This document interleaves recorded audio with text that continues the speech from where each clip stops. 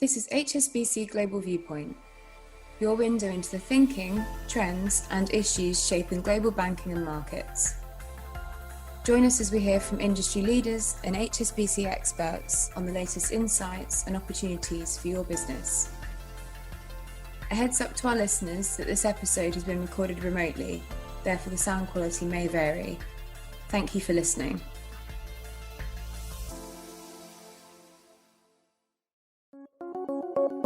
You're listening to the Markets and Securities Services Outlook, a podcast mini-series exploring the critical topics that will shape our industry in the next decade, including sustainability, digitalisation and emerging markets.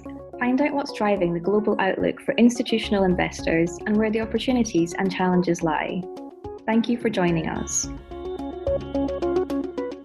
Okay, well, hello. My name is Paul Ellis. I'm Global Product Head for Regulation, Tax and Trustee and Depository Services. And I'm delighted to be joined with Henry Raschen, Head of Regulatory Outlook for Securities Services and HSBC, James Pomeroy, Global Economist, Global Research, HSBC, Richard Pounder, Global Head of Operational and Resilience Risk, Securities Services, HSBC, Shay Lydon, Partner in the Asset Management Group in Matheson. Well, a very warm welcome to you all. So let's start off then with ESG. And Shay, I'd like to turn to you in the first instance, if I may, because I think it's probably fair to say that policymakers in Europe are perhaps seen as the front runners certainly in terms of the quantum of ESG regulation. And, you know, when we look at that, we sort of see that grouped in sort of almost like three kind of key pillars of the policy objective. Firstly, to require asset owners, asset managers to have robust controls that consider sustainability within their investment process, irregardless of whether the end outcome is a sort of an ESG product. But then, of course, if they are manufacturing a product that claims to be ESG, it needs to be proven to be just that. But of course, the final sort of, if you like, the three legs of the stool of that policy approach is that issuers need to supply the relevant sustainable information to allow asset owners or asset managers discharge those obligations. So I know obviously you engage a lot with particularly asset managers, both in Europe and internationally, who've just been through probably the first phase of big sort of ESG regulation in Europe particularly around ESG disclosures. So kind of interested in your experience really and dealing with those clients in terms of the opportunities and challenges that have been so far presented, and perhaps what you think sort of, again, we're trying to think about this panel in a forward-looking basis, what's coming over the horizon and what should firms be thinking about? Sure, no problem at all. And thanks very much, Paul, for the invitation to participate today. But I'll start, I guess, I'll back out of being a lawyer for a moment and start with the opportunities rather than the challenges. Because it's worth taking a step back and just realizing, why are we putting this amount of effort into ESG and meeting the requirements? I guess, ESG is just very much a growth area for investment allocation. In 2020, more than 50% of the inflows into European funds went to ESG-related strategies, depending how broadly it categorized. But, it's a huge inflow. BlackRock has indicated that it had 40% inflows to sustainable use of last year, and the figure this year is higher at 58% year to date. And this is consistent with research that suggests that sustainable assets will triple to become over half of European funds in time. And there's a number of factors behind that. Europe has signed up to ensure all EU countries are carbon neutral by 2020, and that's driving its legislative agenda. President Biden in the US has committed to halve greenhouse gases by 2030. So there's a lot of impetus to push people towards ESG investment. Social factors are relevant. Younger investors are focused on ESG and they're voting with their investment decisions. And something that will drive this even further is that with some upcoming MiFID changes, investors will be asked up front whether they prefer to allocate only or substantially to sustainable investments. And in practice, when people are faced with that decision, it's a very easy thing in the abstract to say, yes, I would. And that means people will be pushed more and more towards these Article 8 and Article 9 products, which are the green or the light green and dark green products in European legislation. So in terms of opportunities, kind of drawing all that together, what are they? One is that an ESG-focused approach will attract investments. You'll be positive. ESG products are positively received in industry. Bad practices, conversely, can be the subject of social media comment. And at least for the moment, there's a perception that people would pay a premium for ESG exposure. And it's not just about the feel-good factor of making an ESG investment. There's a wealth of research to indicate that ESG investor approaches will assist in enhancing returns. And you can see how that would play out, that as legislation generally around carbon or polluting industries impact and bite on those entities or more sectors, that they'll struggle against those sectors which by comparison are really investing in and focused on sustainable industries by comparison. And then lastly, there's ESG investing isn't straightforward, and that leads us on to the challenges. There's a huge opportunity here for managers to distinguish themselves from the competitors. That could be in the clarity of their range or the vision they have in terms of their ESG products. It could be in their use of data and how they use data to construct portfolios, because there's a lot of work to be done there. And indeed, there's potential even to build their own proprietary data models, and if they're successful, to license them out to others. So, there's a huge opportunity there, but there's challenges, and there's a number of them. I think the first one, from a legal perspective, in terms of what people are focused on, is just the risk of getting it wrong. Like when we looked back at SFDR and level 1 was completed in March, there's updates to prospectuses, to websites, to risk management procedures, to remuneration policies. The legislation, it's complex, and it's been introduced on a phased basis. So people need to be thinking a couple of steps down the road in terms of what's coming. So we've got the European approach. We now have the UK approach, if that's, to the extent they're moving away from taking on SFDR. We've got the approaches in Asia and Hong Kong and elsewhere, and we've got the US approach. So people are looking at, kind of to track all of these in different jurisdictions and to ensure some sort of global consistency. And even things like, if you look at the rating agencies, for example, different rating agencies can rate a given target investment in different ways. Some might regard it as scoring well for the social part of ESG, others might not. So trying to get that consistency is a real challenge. And then the final challenge I've seen is just the reality, at least in the short term, of increased costs. So there's a lot of data and expertise required. Managers may need to draw in independent third parties in reviewing and verifying the data so they can stand over whatever allocations or whatever kind of investment decisions they've made and provide the comfort to investors. And there will be comfort and there will be support coming in the context of further legislation. So you've got the EU Corporate Sustainability Reporting Directive, which will force the entities in which funds invest to give more information, which allows you then to pass on that information and makes it an easier task. But that's still down the line. It's going to be 2 years after SFDR comes through. So there's a challenge in terms of doing that. So compliance and spending is going to be a factor for everyone. I think that's kind of something to draw into the challenges as well. Right. So I think to that point, I guess the regulator or the policymaker conundrum there is, we want to achieve the outcomes. We want to get things, you got to start right in an environment where things aren't perfect. And I guess that's where Europe started. But obviously, to that point, there is some risk that kind of remains then for firms with the uncertainty. James, I don't know, Shay's spoken a lot about the policymaker approach. Any views on, and we've talked a bit more about the European view there, any views you have that sort of support or kind of challenge what Shay has mentioned there? No, Shay made some really good points around how this is evolving. You've got the governments all over the world really care about environmental issues. There's a couple of reasons why. One is that we're in an economic hole at the moment. We need to get out of it. And that's going to mean a lot of investment. And where is a sensible place to invest? It's in the things you're going to have to do in the next 10, 15, 20 years because of climate change challenges, climate change commitments that different governments and cities themselves are making too. So what we should see in the coming years is much, much more investment and push from governments. Now, that's partly an economic decision, but it's also a social decision. It's a political decision because, as Shay alluded to about young people wanting to invest in ESG and those sorts of subject areas, they also vote on the back of them. And there's no surprise to me that Joe Biden won an election where one of his flagship policies was around green energy and around environmental sustainability. And that is a policy angle that appeals to a lot of people. And I think what we're going to see in the coming years is many more governments and policymakers across the world keep pushing that angle because it's a good way of winning votes, growing the economy and doing things well. So this isn't a fad, it's not a trend, it's something that's got a long way to run, particularly when you look at the demographics of the global population, where that cohort of people who really care about this stuff is making up a bigger and bigger share of the electorate every single year. And so these issues are only going to get more important. Right. So I think so. I think you sort of reinforce the point there that if we're wearing our regulatory hats, we've got a lot more regulation to come. Henry, in terms of, you obviously look at the outlook around the world as well, right? In terms of, and I mentioned in my sort of introductory remarks, we see an emphasis on asset owners, asset managers having procedures to make sure they're considering sustainability in terms of the risk process that when they're making investment decisions. I mentioned obviously the need not to ensure if you're manufacturing ESG to have control so there's not the product's not greenwashed, but then also that the issuers, right? So and Shay mentioned this as well. So whether that be a corporation or the issuer of a bond, that they're supplying to the industry the relevant information to actually be able to do the assessment as to whether the investments are ESG or otherwise. Do you see a difference in terms of emphasis with policymakers on those three pillars of regulatory priority?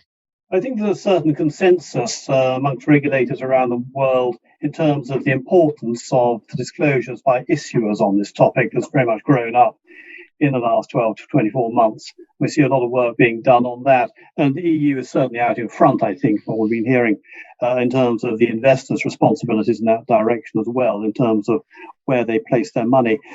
Looking outside the European Union, I might just very briefly, the United Kingdom, clearly not directly within the scope of the European regulations nowadays, outside Brexit, after Brexit. We've now got requirements upon premium listed companies for accounting periods beginning 1st January 2021 in terms of some of their disclosures on ESG matters. And the FCA is going to be consulting shortly on the subject of the Task Force for Climate-Related Financial Disclosures as they will apply to asset managers, life insurers, and some pension schemes in the UK. And that's going to be their way forward. I would say internationally also, probably very importantly, we have the US and China talking now on what they're going to do. And so we had actually a discussion between John Kerry and Xi Zhenhua, the envoys from both countries, in mid-April, coming out with a communique at the end on the importance of it all and driving forward the UN Framework Convention, the Paris Agreement, and looking forward very much to the COP26 or UN Climate Change Conference in Glasgow in November. To various matters that can be addressed there. And clearly, there are also other specific regulations now coming in the United States, now that we have the Biden administration, and a lot of work being carried out actually in MENAT, in the Middle East, North Africa, and Turkey, and in Asia as well. Particularly, I'd single out the People's Bank of China's work on the green taxonomy, where they're working alongside the EU for common ground, where also got various other Asian countries involved in that. So a lot going on primarily in the issuer space. Okay, well, thanks for that, and thanks for sharing those views, Henry. So let's switch to digital now, if we may. Obviously, this is a vast topic, and obviously our perimeter within that vast topic is around the sort of policymaker approach to it. So, but in the spirit of not trying to boil the ocean, we've selected two policy areas that we think firms should pay particular attention to. Firstly, the policymaker approach to crypto assets, and we're going to chat in particular about central bank digital currencies, but we're also going to talk about regulated firms' digital operation resilience. So I want to take the crypto assets discussion first, going to you, James, on this one. So as we all know, coronavirus has accelerated the world's move away from cash in terms of our online spending using our credit cards. And now central banks are considering developing digital versions of the notes and coins that we have in our wallets. And perhaps Sweden and mainland China, perhaps the front runners there in terms of central bank digital currencies, perhaps even this year. But you're probably much better expert than I am on this. So where are we headed, and what does this mean for asset managers and asset owners in your view? Yeah, you're quite right, Paul. In terms of this shift away from cash, it's been pretty dramatic all over the world. And I think what you get to with cash usage is you hit tipping points. And essentially, as soon as businesses stop accepting cash, then people stop carrying cash around. They use it less, businesses stop accepting cash, and you get into this spiral. And that spiral really kicked off in March, April last year around the pandemic in most of the world. And that's what we've seen happen in Sweden over the past decade, taking the economy pretty much cashless. For most intents and purposes, and by the time about sort of 2016, 2017. And that's why digital payments are going to be a really, really interesting space going forward. Central banks are looking at this. They're looking at the rise of cryptocurrencies over the course of the past few years, in particularly the rallies we saw at the beginning of this year, and they're thinking about what they need to do. Now, we've argued that cryptocurrencies in their current form are unlikely to be a universally used means of payment. They're too volatile. They're not good enough at processing enough transactions. And central banks almost have a duty to provide a means of payment that's stable, that's secure, that's able to be used digitally, is able to be accessed by everyone. There's a lot of decisions they've got to make, though. We're very, very early in this journey. You've got the mainland China, the PBOC, doing really, really good work on this, stepping up on their pilots. You've got Sweden's Riksbank doing a pilot too. We've had a central bank digital currency launched in the Bahamas, the sand dollar, if anyone's interested. And those pilots all have something in common, which is they're indirect, so they go through the banks, so you don't direct with the central bank. None of them appear to be interest-bearing at the moment, which has a big implication in terms of negative interest rates. It could mean that negative interest rates are impossible in a central bank digital currency world. If you have a zero yielding, unlimited central bank asset, well, goodbye negative interest rates. And it creates some interesting questions about what could you do with a much, much greater digital payments usage? Does this create some amazing data that policymakers can use? Does it create an environment that allows us to grow more quickly because we get all these productivity gains and that come out of it? So a lot of things can change in the economy and the way we think about monetary policy, but we're still some way off. Now, in China, yes, we could see these things be released into the general public in the course of 2021. Sweden, maybe next year, but the Bank of England, the ECB, the Fed, they're a long, long way behind, and it's probably 3, 4, 5 years until we see central bank digital currencies being widely used. But it is something we've got to get ready for because it's going to happen at some point in the next 5, 10 years. Central bank digital currencies are going to be widely used, and I think it's in all of our interest to learn more about them and to prepare for that arrival. Okay, well, there's no ambiguity in your prediction there, James. Richard, do you want to come in there? Yeah, Paul. Yeah, thanks, James. I think there's an interesting relationship as well there with the practical side of what having CBDCs has in there as well. So where we start to see them come into some of the funds, and how then, as custodians in particular, we start to understand how we really provide custody service over some of those digital assets. And I think that is an interesting thing. And, to James's point around timeframes, there's definitely a long way to go before we have strong, robust, industry-wide acceptance around how we do custody over those sorts of assets. But it does bring an extra dimension in the way that we can provide custody services, I think, which is an interesting thing. But that time frame is the important piece there as well. There's still a long road to go.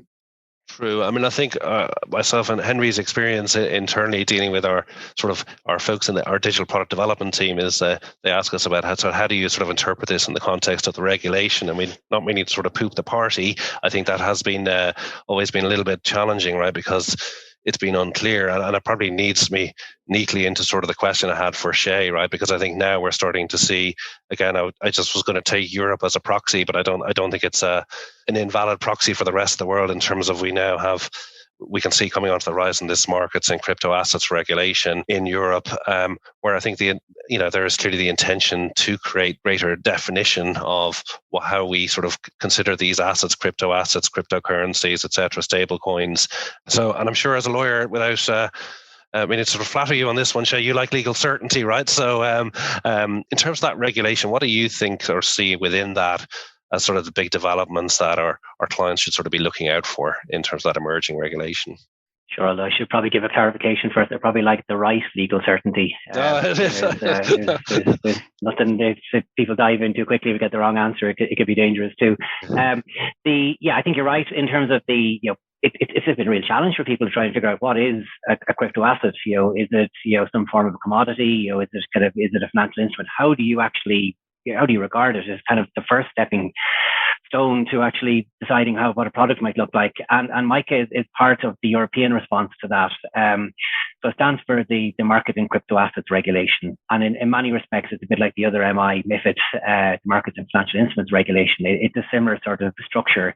It sets about creating a structure that allows for the regulation of crypto assets and the providers of crypto asset services. It provides for a harmonized regime across Europe. It allows those crypto asset services providers to be regulated in their home jurisdiction. And as a result of that regulation, they then get the ability to passport their services across Europe and to provide into other jurisdictions. So you can see kind of the infrastructure or the MiFID kind of constructs coming through there again. It does have to go through, it's part of a proposal, it's part of a wider EU digital finance package, and there's an operational resiliency digital proposal in there as well. We'll have to go to the EU legislative process. The timeline is at this stage looking like 2023, but even in 2023, there'll be a lead-in period. There'll be kind of a transitional period we expect before people go through. In terms of what the concepts are, you get the pan-European process passport. The quid pro quo is that you need to have an EU presence. If you're a provider, you need to obtain an EU license. You need to comply with certain minimum prudential requirements. So that'll be minimum and ongoing capital requirements, for example. And you need to comply with minimum requirements in terms of risk management. policy and procedures around conflicts, around complaints. So what at the moment is sometimes seen as being kind of the Wild West in terms of crypto.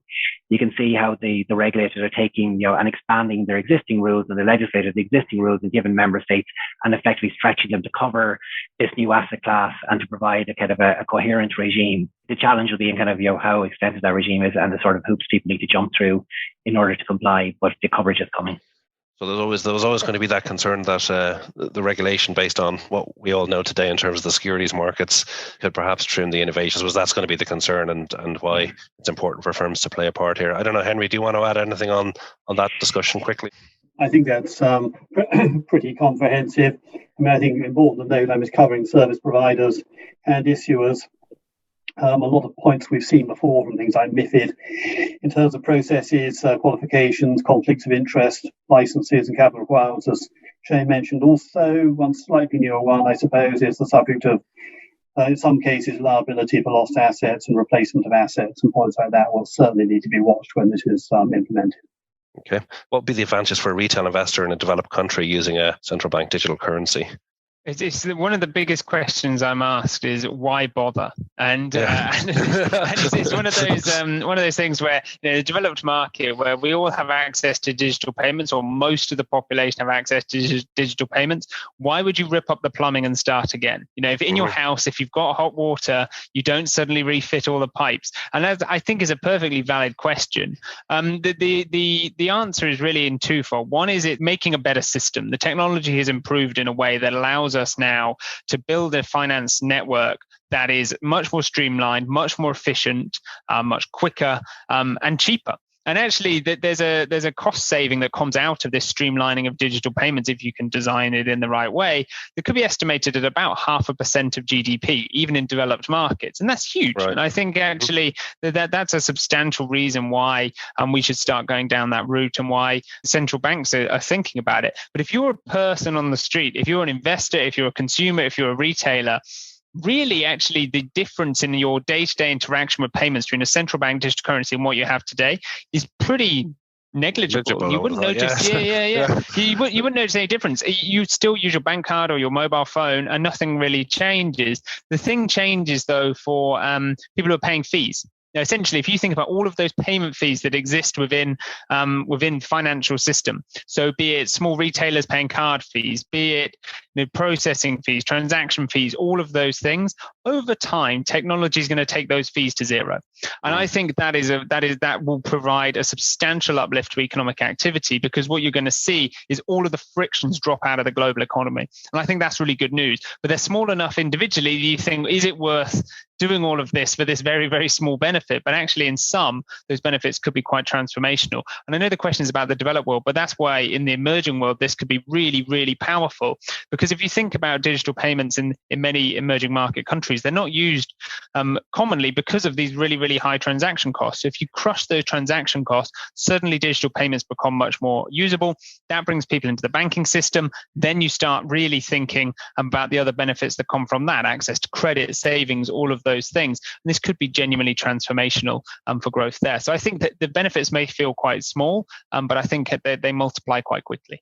Okay, thanks, James. So I want to switch now. I mentioned, obviously, we've really been talking about some of the benefits of digital, but obviously there's also the pitfalls for regulator firms of getting it wrong, and really want to drill into the digital operational resilience, because, again, the volume of financial regulation on this, I think, is significant and growing. 29th of March, FCA's rules on operational resilience, EC's, Shay mentioned the Digital Operational Resilience Act, which is probably 2023 as well. But in between time, we've got guidelines on outsourcing to cloud service providers published on the 10th of May. Hong Kong has had similar requirements on its licensed firms around using cloud. I think we've seen, Henry's mentioned we've seen a similar in sort of all around the Middle East, etc. So there's a big long list, essentially. I suppose I've overemphasized that point. But Richard, it's kind of the key question for me is, what are the practical things firms need to do to prepare? And probably even more so, how big a step change is this in reality? Because I think we all like to think in regulated financial services, we're well over on top of our resilience. We've all been through the pandemic and we've stood up, for the most part, everything stood up pretty good, right? So is there a big change, and do we need to be thinking more about this? Yeah, thanks, Paul. So I think, as you say, there is a risk that we underplay some of these regulations as they come through. I think there are three sort of main focus areas where I think there is going to need to be a bit of a step change across the industry. First of all, I think there's going to need to be a bit of a broader understanding between market participants when it comes to third-party engagements. And I would expect some level of coalescence around the questions we ask each other in particular, so that we can demonstrate that we fully understand the environments of those third parties and that full end-to-end supply chain, that the so-called the nth party risk as it is in there, particularly where there are elements of any outsourcing arrangements that are then put into digital activities by those third parties we engage with. So I think that's one of the things we need to move forward as part of the industry. I think the other one is an obvious one to talk about, but the information technology and cybersecurity risk management is going to be a big focus in this space, because as we put more and more into digital activity, that it becomes then increasingly foundational about resilient services. So I think even things as obvious as legacy system upgrades and new IT implementation, that has to really consider in a very, very full way the full resilience from project initiation. It's no longer going to be acceptable of this sort of we'll just implement this system or this activity or this application. We need to really think about that full end-to-end resilience as it goes through.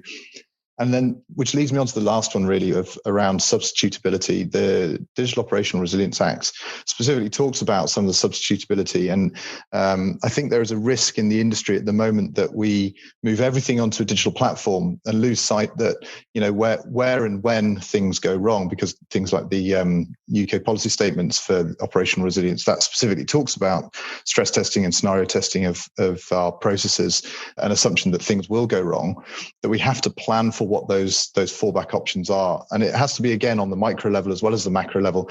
I think we're quite good as an industry of dealing on the macro level, the fires, floods, famines, pandemics, as we've been through.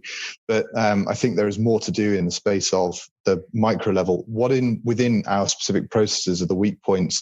What platform could go wrong? What are we going to do to bypass if we need to fall back from platform X so that we can then provide those services into our clients? So I think those are probably three of the biggest ones, and understanding that we don't lose some of our operations staff. We will always have operations staff to manage manual activity, but they form part of a fallback option for our digital operations. Okay. James, maybe coming to you. I mean, obviously, you have to pick up the papers day in, day out, and there's such an emphasis now on cyber attacks. And what's your view? Do you think policymakers I think, to the point we just discussed, are already sort of very focused on this, but do you think it's going to grow in importance and emphasis?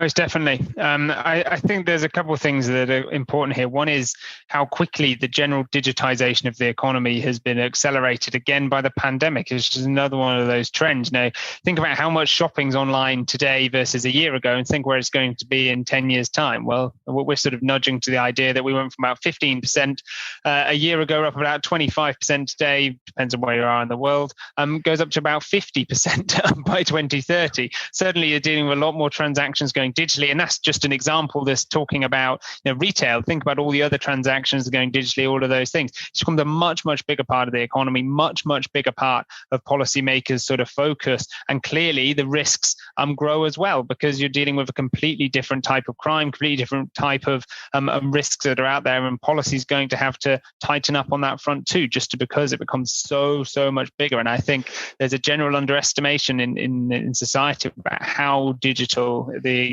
broader economy is going to get over the next 10 years. And it becomes, I guess, very obvious when things go wrong. It's kind of immediate, right? So, Richard, do you want to come back in on that? Yeah. I was just going to say, we've learned a lot, I think, over a couple of big incidents across not just our industry, but things like Maersk and TSB are two that really jump to mind. And there is a real balance here between the cost that we spend on resilience versus the cost of actually doing business and all the rest of it.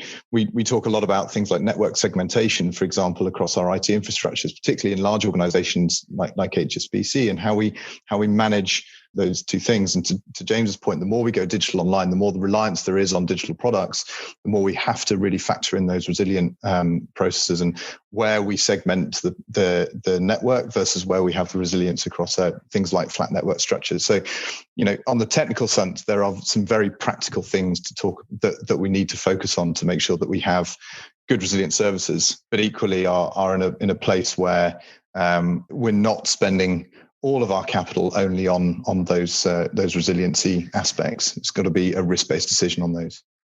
Yeah, I can see a lot of challenge here in terms of a lot of judgment calls required around how far do you go, right? When does sort of an outsourced service become something that's sort of critical or otherwise, right? And obviously different regulators driving policy or regulations in a different way. But I think going back to part of my point at the start, I think if the sort of the policy assumption is regulators are really expecting firms to sort of be really at the top of their game here, that I think that's the sort of the guiding principle to sort of form, to really refresh operating models around resilience, I guess. That's exactly it, and I think there's a definite relationship. Whilst different regulators have subtly different views of what resilience really means to them, there is absolutely, to go back to that word, sort of coalescence of or a Venn diagram of about 80% of the same stuff that we're going to have to look at, and those fundamentally are those building blocks of resilience, which is, do we understand substitutability, the backup, recovery, fallback options? Do we design, build, and test and release our systems properly with security measures in place and all that, and good cybersecurity protocols? Do we understand our third parties, and do we have good controls in place to mitigate and manage any human error that sits within our operations team? So yeah, I think it's those base building blocks are absolutely going to be the foundations of what virtually all the regulators are looking at now. Okay, well, thank you for that, Richard.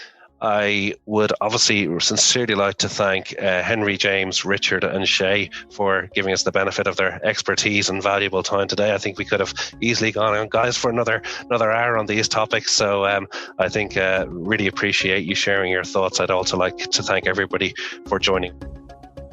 This has been the Markets and Securities Services Outlook, a podcast mini-series produced especially for HSBC Global Viewpoint. To learn more about HSBC's Markets and Securities Services offerings, visit gbm.hsbc.com/solutions/securities-services.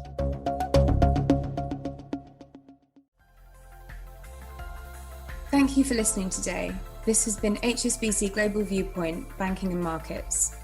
For more information about anything you heard in this podcast, or to learn about HSBC's global services and offerings, please visit gbm.hsbc.com.